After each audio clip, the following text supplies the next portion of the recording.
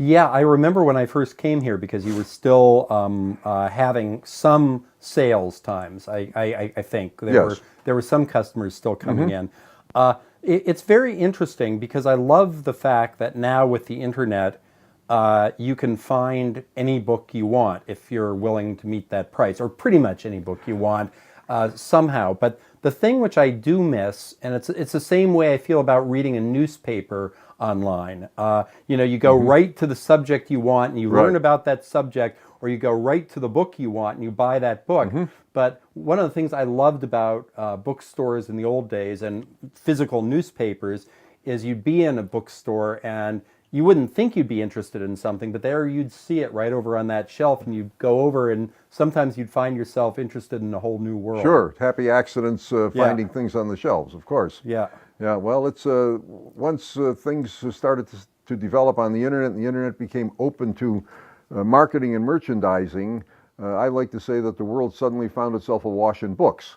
As you said a moment ago, really you can find almost any book printed since probably the 17th century Wow. available on various websites, including our own and some of the international websites such as Amazon or abooks.com or alibris.com.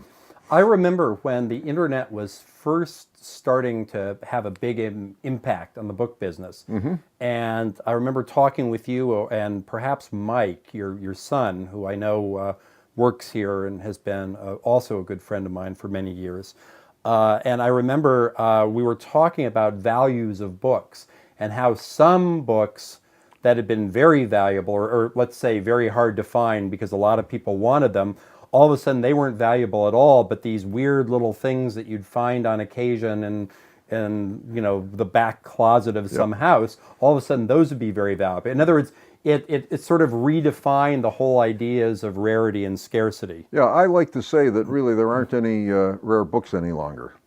I say that euphemistically in the sense that I know that certainly the first edition of James Joyce's Ulysses, signed by Joyce, continues to be a rare book, or at Yeah. least an expensive book. But books that we thought were hard to find. For example, when I was a kid collecting Edgar Rice Burroughs, uh, it was very difficult to find first editions of his writings, and they would, at that time in the 50s, they were priced anywhere from $10 up. Today they're in abundance. The prices are higher, of course, Hmm. but you can find just about any first edition of Edgar Rice Burroughs you want if you're willing to pay the money.